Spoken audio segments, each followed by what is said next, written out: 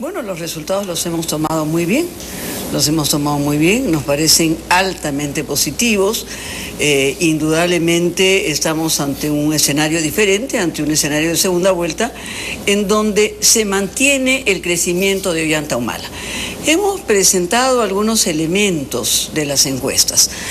Sin embargo, si nosotros nos remitimos a diferentes elementos de la encuesta, efectivamente también tenemos la percepción, ¿no?, de quién cree que ganará, ¿no? Porque sí, efectivamente este es un tema también importante y es abrumadoramente esta percepción de que se piensa de que Ollanta Humala ganará la segunda vuelta.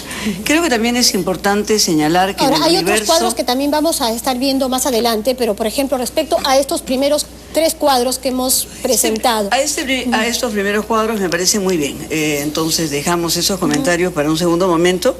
El universo es un universo de la población urbana del país. Así lo señala la muestra de 1.802 personas. Quizás ese comentario también debiera estar en el cuadro, en tanto si analizamos el segundo cuadro presentado, efectivamente tenemos una importantísima votación de Humala en el mundo rural de 47% frente a 32%. Para ganar Lima, y en el caso de Rafael, ¿cómo van a hacer para conquistar al Perú y al Perú profundo del que siempre se habla? Bueno, para la conquista de Lima, en primer lugar, presentar el conjunto de nuestras propuestas, ¿no? Creo que también es muy importante, por ejemplo, que se haya reducido el voto blanco y viciado. Había una abstención en esta primera vuelta bastante alta, de un 16% del electorado. También está bajando ese voto, y a nosotros nos parece fundamental ganar a esta población de Lima con nuestras propuestas que tienen que ver con el conjunto de la oferta electoral que se hace y que te permite trazar puentes con otros sectores que nos parecen fundamentales. El tema del incremento de los salarios es un tema fundamental para la capital. La población asalariada principalmente se ubica en la capital. Tenemos asimismo la propuesta de pensión 65 como parte de esos elementos que permitirán acercarnos a estos sectores también en Lima. Recordemos que esta población es de 1.800.000. 65 sí. Ha tenido también muchísimas críticas debido a que no hay mucha precisión de cómo se va a financiar exactamente esto. Hubo mucha alarma respecto de si iban a manosearse o no, digamos, los dineros de los aportantes. Pero digamos, hemos estado ante una contracampaña que es parte de una guerra sucia. Se ha precisado muy claramente en decir de que la AFP, los fondos privados son sagrados y que no serán tocados, y que efectivamente eso se buscará financiar con los fondos del erario público. Por ejemplo, si nosotros tomamos nota de que el Contralor General de la República nos dice que por corrupción en el un poco Estado, para que Dani pueda claro hablar, que sí, por Rafael. supuesto, por corrupción en el Estado perdemos el 15% del presupuesto público. Es más que suficiente para financiar el programa de pensión 65, sin recurrir a otro nivel de reforma tributaria.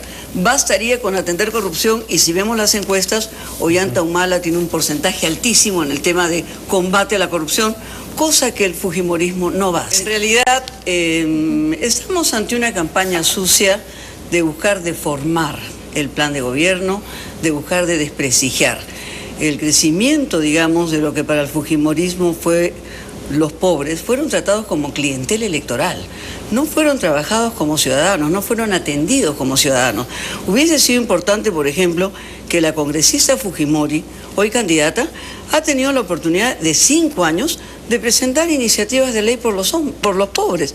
No conocemos ninguna iniciativa de ley presentada a favor de los pobres. Entonces, tenemos acá personas que están acostumbrados a hablar eternamente, porque esa es su profesión, ese ha sido su perfil durante estos años, y efectivamente estamos acostumbrados a su mentira sistemática. Entonces, como bien tú has dicho, Rosana, en el país solo el 15% tiene una pensión. Solo el 15% del país tiene una pensión. Cuando nosotros decimos queremos convencer a la población, queremos llegar a la población, queremos llegar a la población con nuestras propuestas. Y esas propuestas implican incremento de salarios, pensión 65, la atención efectivamente de las mujeres con cuna más.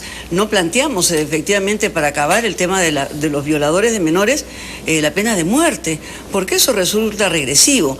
Planteamos soluciones para atender a la madre, para atender a las personas con mayor edad, para atender con el tema de salud. Para nosotros, el llegar a la población que no votó por nosotros implica saber en qué punto se subimos de acuerdo con otros candidatos, porque hay personas que por supuesto no votaron por nosotros. Nosotros no vamos a responder cayendo a ninguna provocación. Vamos a responder en base a un plan de trabajo, a un plan de gobierno en el que hay puntos de vista común con otros candidatos. Toledo, por ejemplo, se planteaba la revolución educativa. A nosotros nos parece fundamental, por ejemplo, que las mujeres de Huancavelica no sean analfabetas. Yo creo que esa es una conquista que la tenemos que discutir en Lima. Yo creo que todas las mujeres que hemos tenido oportunidad de educarnos estaremos convencidas de que una opción que se plantee erradicar el analfabetismo es una opción por la que tenemos que votar. Las palabras se las lleva el viento. Esa es la realidad del señor Rey, que ama tanto la paz, pero efectivamente firma las amnistías del Grupo Colina, un grupo asesino, un grupo condenado, pero efectivamente él promovió la amnistía de gente que estaba demostrado que habían asesinado, que eran un grupo organizado para delinquir. Fujimori también firmó, juró con la Biblia, juró con bandera en mano. Todo eso ha sido absolutamente violentado. Entonces, efectivamente, no podemos creer en esas palabras.